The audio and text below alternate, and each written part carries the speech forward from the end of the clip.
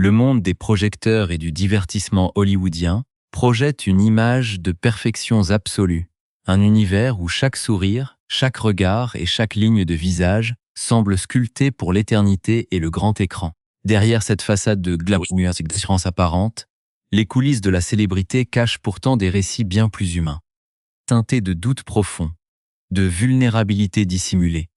et de secrets jalousement gardés pendant des décennies. Nous sommes tellement habitués à voir nos icônes préférées vieillir avec une grâce apparente ou afficher une confiance inébranlable devant les caméras du monde entier que nous en oublions parfois que leur parcours vers cette acceptation de soi a été semé d'embûches, de regrets et de décisions impulsives, prises sous la pression constante de l'industrie. C'est dans cette dualité fascinante entre l'image publique et la réalité intime que s'inscrit l'incroyable révélation qui secoue aujourd'hui les amateurs de culture populaire et d'histoire de la télévision. Une grande figure du petit écran, un homme dont le visage a fait battre le cœur de millions de téléspectateurs à travers le monde, a décidé de lever le voile sur un épisode particulièrement délicat de sa jeunesse. Un moment de bascule où sa quête de perfection esthétique a bien failli tourner au désastre absolu et compromettre définitivement le début de sa carrière prometteuse. Avant de plonger ensemble dans les détails captivants de cette confidence exclusive qui lie d'une manière totalement inattendue cette star de la télévision à l'une des plus grandes et des plus énigmatiques légendes de la musique mondiale. Nous vous invitons à prendre un court instant pour vous abonner à notre chaîne, afin de ne manquer aucun de nos prochains récits et décryptages approfondis sur les secrets les mieux gardés du monde du spectacle. Votre soutien est essentiel pour nous permettre de continuer à explorer ces histoires fascinantes et à vous offrir des contenus de qualité. Pour comprendre la genèse de cette affaire de métamorphose physique et de choix esthétiques audacieux, il faut remonter le temps et se replonger dans l'ambiance si particulière du début des années 80, une époque d'effervescence culturelle, où les codes de la beauté masculine étaient en pleine redéfinition, et où l'apparence physique commençait à dicter plus que jamais la trajectoire des jeunes talents de l'industrie audiovisuelle américaine. À cette période, les feuilletons quotidiens, communément appelés les feuilletons de l'après-midi, connaissaient un âge d'or sans précédent, captivant chaque jour un public fidèle et passionné, prêt à s'identifier aux nouveaux visages de la télévision. C'est précisément dans ce contexte de compétition féroce et d'exposition médiatique intense qu'un jeune acteur alors âgé d'à peine une vingtaine d'années a fait son entrée fracassante dans le paysage médiatique, devenant presque instantanément un véritable phénomène de société grâce à un rôle marquant. Cependant, alors que le public ne voyait en lui qu'un jeune homme idéal, doté d'un magnétisme naturel et de traits harmonieux, le principal intéressé nourrissait en secret un profond complexe qui remontait à ses années d'enfance. Un traumatisme lié à un accident banal, mais dont les conséquences physiques et psychologiques allaient guider ses choix futurs. Ce sentiment d'insécurité, exacerbé par la haute définition naissante des caméras de télévision et par les exigences impitoyables des directeurs de casting, a poussé ce jeune comédien à prendre une décision radicale durant l'une des pauses de production de son émission. Convaincu que la modification de ce qu'il considérait comme son principal défaut physique lui apporterait enfin la paix intérieure et consoliderait son statut de jeune premier à Hollywood, il s'est tourné vers la chirurgie esthétique, une pratique qui, bien que courante dans le milieu, restait encore largement taboue et entourée de mystères à l'époque. Mais ce qui devait être une simple procédure de routine, une correction subtile destinée à harmoniser ses traits, s'est rapidement transformé en un véritable cauchemar personnel lorsque les pansements sont tombés et que le résultat final s'est avéré bien loin de ses espérances, menaçant de transformer son visage de manière irréversible. L'angoisse de voir son avenir brisé par une opération ratée l'a alors conduit à chercher désespérément une solution de secours. Une main experte capable de réparer les dégâts et de lui rendre son apparence. C'est à ce moment précis de détresse que les trajectoires de notre star de la télévision et d'un mystérieux spécialiste de la chirurgie plastique se croisent. Un médecin de l'ombre dont la réputation reposait alors sur la transformation physique, la plus spectaculaire et la plus commentée de toute l'histoire de la musique pop. Ce praticien renommé, habitué à gérer les demandes les plus complexes,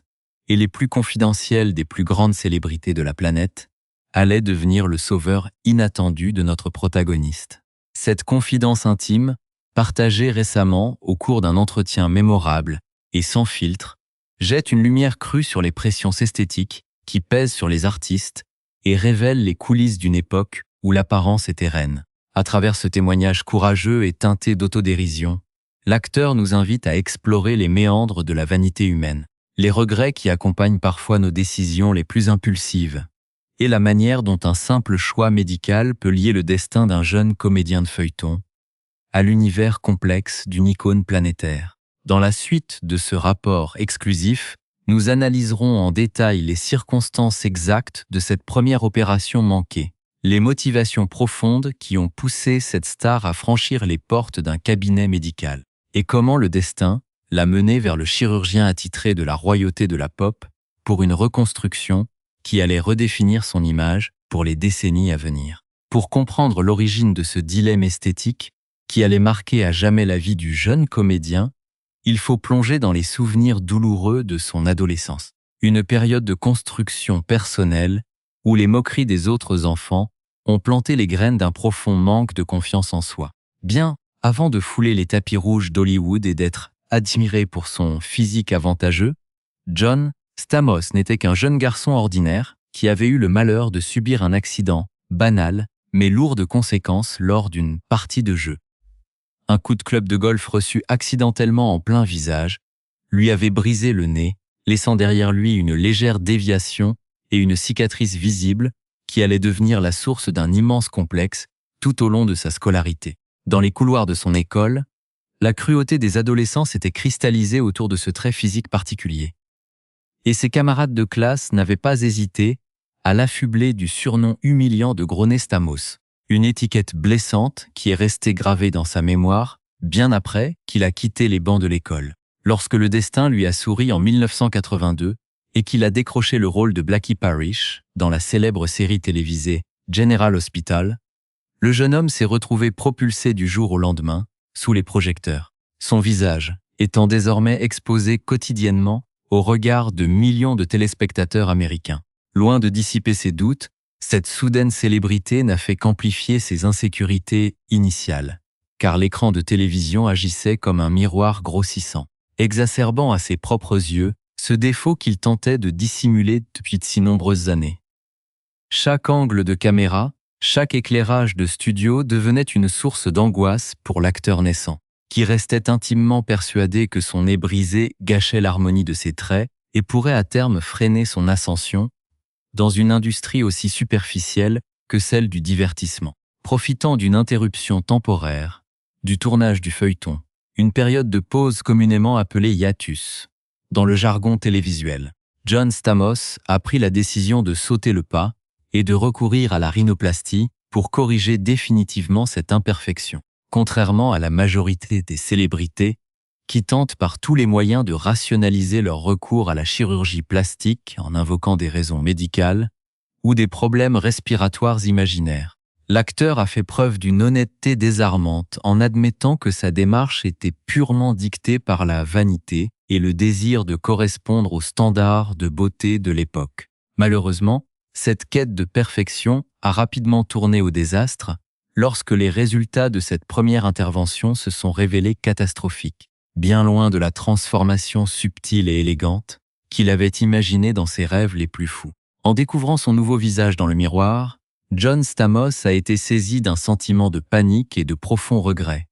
constatant que son nez affichait désormais une apparence étrangement retroussée et disproportionnée, lui donnant l'impression troublante de ressembler au personnage de Peter Pan ou à une caricature de lui-même. Cette situation était d'autant plus dramatique que la reprise des tournages approchait à grands pas et que le comédien ne pouvait décemment pas se présenter sur le plateau de sa série avec un visage aussi visiblement altéré, risquant de s'attirer les moqueries de l'équipe technique et du public. C'est dans ce contexte d'extrême urgence et de détresse psychologique que l'acteur a compris qu'il devait impérativement trouver un spécialiste d'un tout autre calibre, un véritable magicien du bistouri, capable de réparer les dégâts causés par cette première opération ratée et de lui redonner une apparence humaine et séduisante. Ses recherches et ses contacts dans le milieu très fermé d'Hollywood l'ont alors orienté vers un homme dont le nom circulait sous le manteau,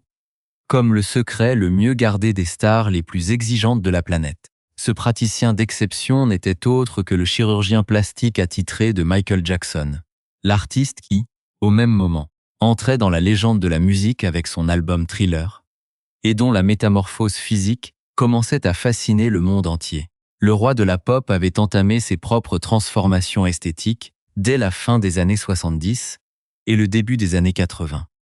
Confiant son visage à ce médecin de l'ombre pour obtenir des traits plus fins et structurés avant d'apparaître sous un jour totalement nouveau dans ses clips vidéo emblématiques. John Stamos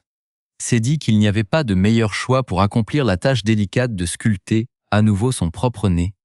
que l'homme qui avait littéralement façonné un tout nouveau visage pour la plus grande icône de la musique mondiale. Prenant son courage à deux mains, le jeune acteur a profité de la pause suivante accordée par la production de General Hospital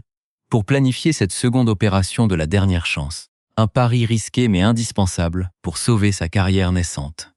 Avec un humour teinté d'ironie et de recul sur sa propre situation, il s'est fait la réflexion qu'il n'était même pas présent dans l'émission depuis une année complète, qu'il était déjà passé du statut de jeune débutant prometteur à celui de gars aux 2 opérations du nez. Cette période de transition a été vécue dans une tension extrême. Chaque jour qui passait rapprochant l'acteur du moment fatidique où il devrait assumer les conséquences de ses choix esthétiques devant les caméras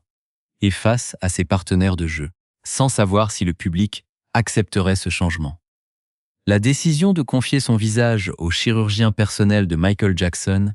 allait s'avérer être le véritable tournant de la vie professionnelle et personnelle de John Stamos, permettant de sculpter les traits précis et mémorables que le public mondial allait adorer pendant des décennies. Cette seconde intervention chirurgicale, réalisée dans le plus grand secret par le spécialiste qui avait redéfini les contours de la pop culture, fut un succès total, effaçant l'aspect artificiel de la première opération pour redonner au jeune comédien un profil harmonieux, naturel et résolument télégénique. Libéré de ce fardeau psychologique qui le rongeait depuis son enfance et les moqueries de la cour de récréation,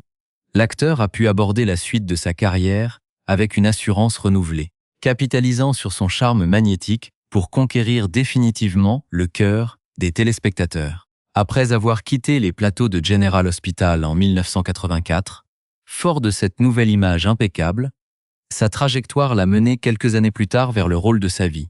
celui de l'inoubliable oncle Jesse dans la sitcom culte Full House, connue en France sous le nom de La Fête à la maison. Aux côtés de partenaires emblématiques comme la comédienne Lori Loughlin ou son regretté et fidèle ami de toujours Bob Saget, disparu tragiquement en 2022, John Stamos est devenu une icône incontournable des années 90, incarnant le genre idéal et le symbole d'une télévision chaleureuse et familiale. Cette métamorphose réussie offre un contraste saisissant et fascinant avec le destin médical et esthétique de l'homme qui partageait le même chirurgien, le roi de la pop lui-même, dont les transformations physiques allaient quant à elles susciter les interrogations, les rumeurs et les débats les plus passionnés de l'histoire des médias. Alors que John Stamos n'a eu besoin que de cette retouche salvatrice pour stabiliser son apparence pour le reste de sa vie,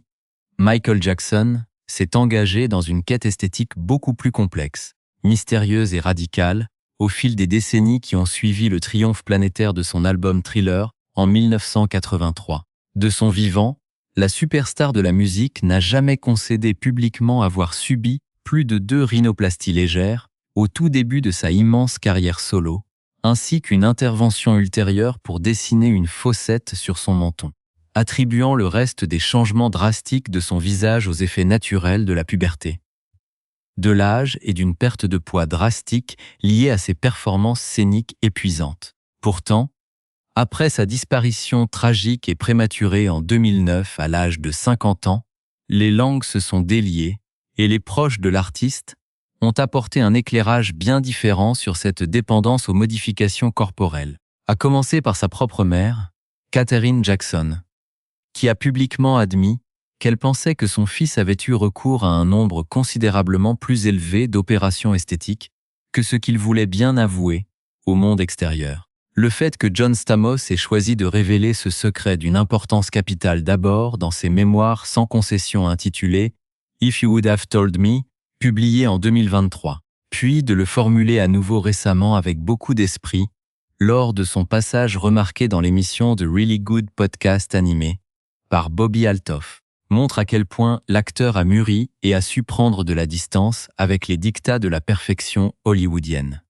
Aujourd'hui âgé de 62 ans, l'acteur mène une vie sereine et épanouie aux côtés de son épouse Caitlin McHugh et regarde son passé avec une tendre lucidité, acceptant de partager ses erreurs de jeunesse pour humaniser l'image souvent surfaite des stars de la télévision. Cette confidence jette un pont inattendu entre deux mondes que tout semblait opposer,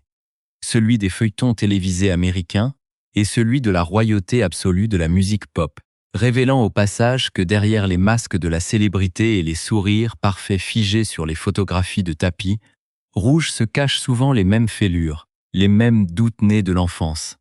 et le même besoin d'acceptation. En choisissant de briser le tabou de la chirurgie esthétique masculine avec autant de franchise, de simplicité et d'humour, John Stamos livre une leçon précieuse sur les pièges de la vanité dans un monde obsédé par l'apparence, tout en rendant un hommage indirect à cette expertise médicale de l'ombre